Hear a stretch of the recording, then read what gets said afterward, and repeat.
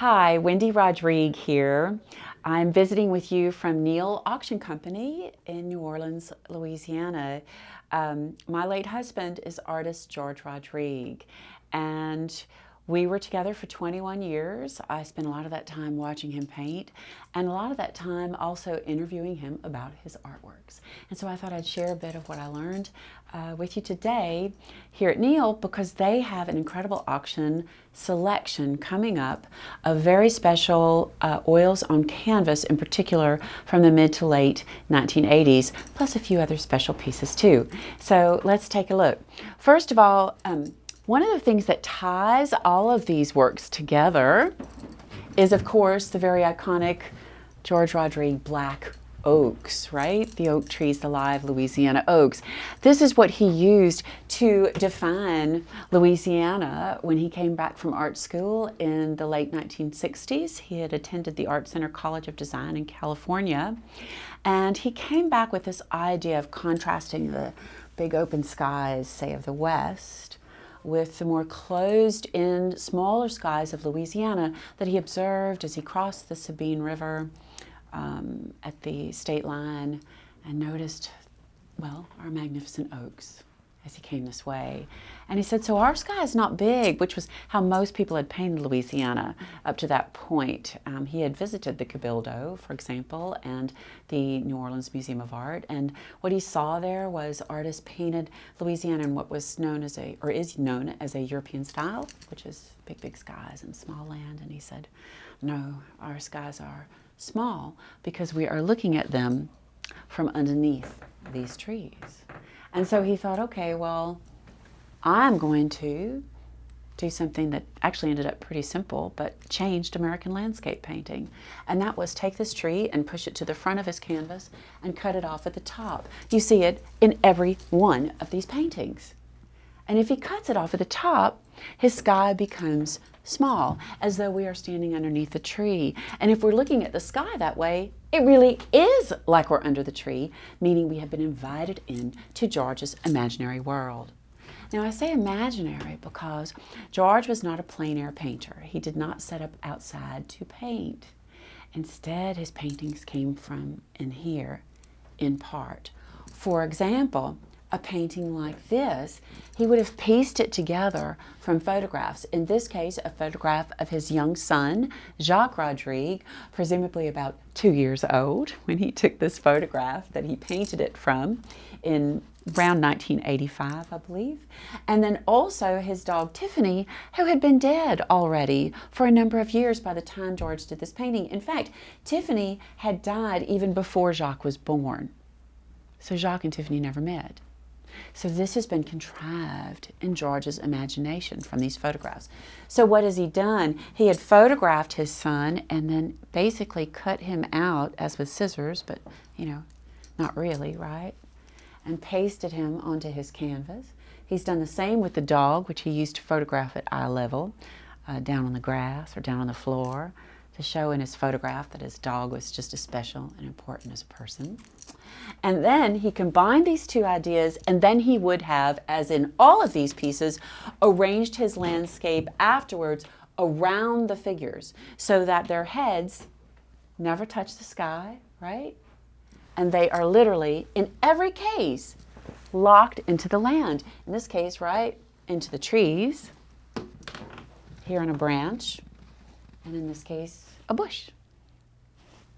So he framed his landscape around afterwards. George described it this way. He said he wanted his figures to have the illusion of having been cut out of Canada in 1755, Le Grand Arrangement, the expulsion of the Cajun people by the British, cut out of Canada and pasted onto South Louisiana, which would mean combining them with this landscape in order to, well, define a culture. Define a culture. Because the Cajun people are, in great part, right, defined by the land. So, of Southwest Louisiana in particular. So that's what's going on here. And in every one of these paintings, and in hundreds more, That is very typical of the Rodrigue style. The other thing I like about them is this. George knew that if he was painting his figures underneath these oak trees, that of course the rules say, as we all know, that they'd be in shadow. But he said, no, my figures are not in shadow, ever. There's no shadows in any Rodrigue painting. And that is because his figures are not lit by the sunlight. They are lit by an inner light, which is why he so often painted them in white. And they glow from the inside out with the spirit of their culture. Like we all do, right? If we look at people in that way, we can see them glowing. George saw that and made that happen. The other thing that ties all of these works together, and indeed many other Rodrigue works, is that if your sky is small, then you have this opportunity for a really strong contrast of light versus dark. This very strong tree against this treatment in the background of the light and in the small sky. And George described that as hope, the hope of the Cajun people. We have it in every one of these paintings, yeah? That they could make a home for themselves in South Louisiana in the swamps. George was descended from 4 Rodrigue brothers who walked from Canada to South Louisiana in that 1755 expulsion. Very important history for him, as it is for all of the Cajun people. And so particularly poignant, I think, when it comes to George's young son, because he is thinking about that ancestry of his son as well, right? All tied together. In the case of this, I think, very charming painting, it is truly, I think, a painting of a father's love for his young child. And it's combined with a father's love for LSU football because he loved that also, and he has pieced it all together. What I also think is really great is the very first loup-garou painting. Loup-garou is how the Blue Dog started. This idea of this crazy wolf, Cajun werewolf type dog from a story George's mama told him as a little boy, basically threatening him to be good or the loup-garou would get him. That first painting was done in 1984 from a photograph of Tiffany using her shape. It was about her shape, right? This very distinctive shape with the foot sticking out. Yet this painting, probably done right about that same time, certainly within a year or so of that, is the dog itself. So this really has no connection to the loup-garou or the blue dog. It is truly Tiffany, even though she'd been dead by this time. So maybe it's her ghost, yeah? And in many ways also the birth of the blue dog, yeah? Truly the roots of it. Just fabulous composition, the whole thing. In this particular piece, honestly, I don't remember this piece, which I think is so strange. I came into George's world in 1991. That's when I first started working for him. This painting is dated on the back, 1989. It is called Only the Lonely. Hope I have that right. Only the Lonely.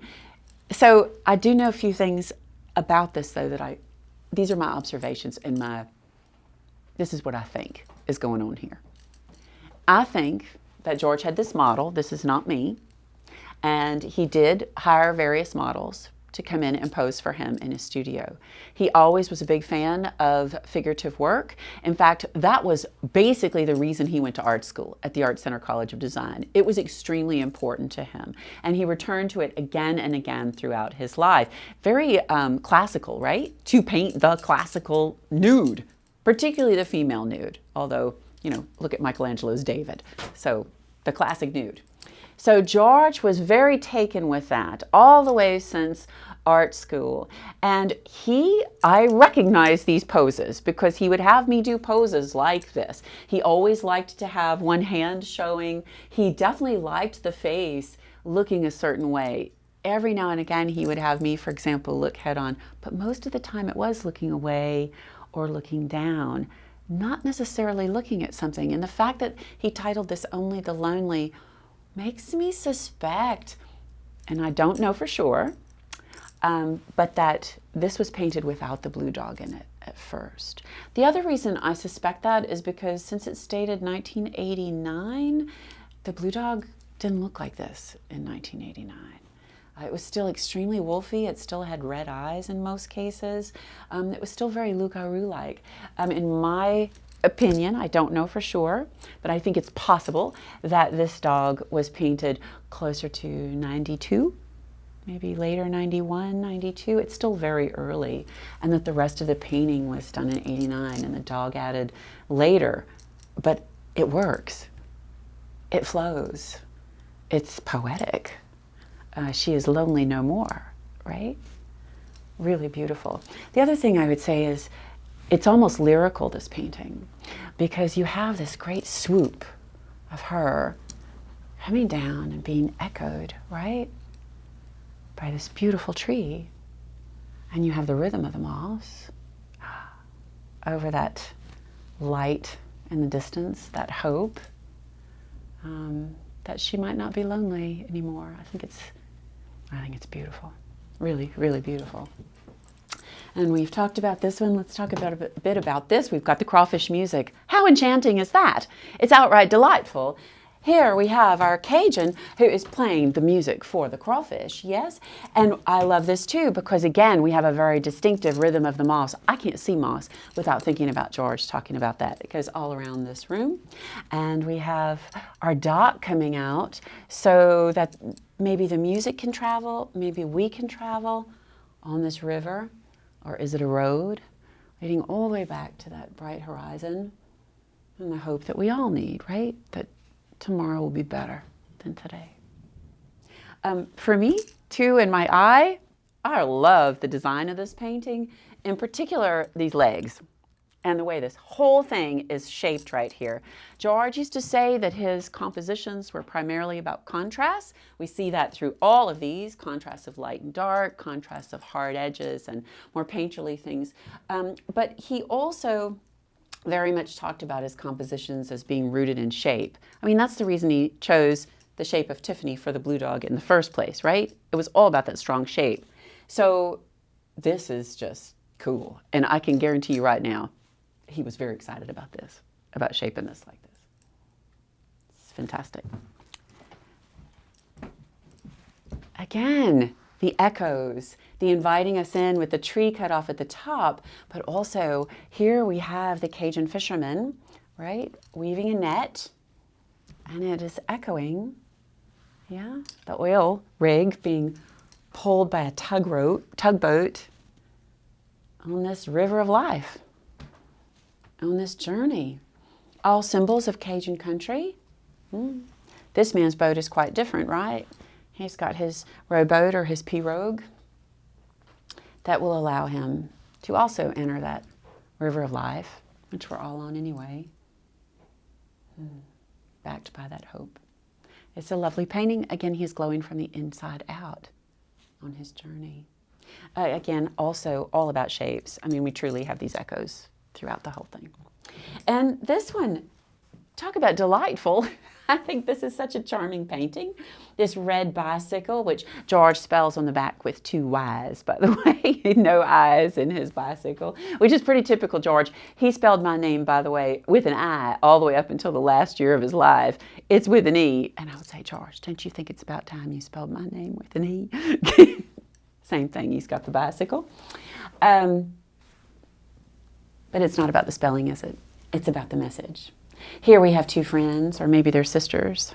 They look a lot alike, and also they are truly joined as one in this glowing mass, which is cut out and pasted onto South Louisiana, and the landscape, again, that truly in this case does frame them. I mean, they are framed in this lovely setting that George has imagined. When George and I first moved to California, a reporter came up from the LA Times, and asked him, George, now that you live in California, are you going to paint the redwoods or the lone cypress? And he said, why would I do that? My landscape is in here, and that is always Louisiana. I think this is a pretty fascinating piece right here. This is an early drawing. There is no date on it, but I'm guessing from other pieces that I'm familiar with that it is around the time of 1980, sometime early 80s. It is on rice paper, and we've got right here, we've got a Cajun fisherman. This is T. Kuhn, and he was actually the janitor at George's high school, Catholic High in New Iberia.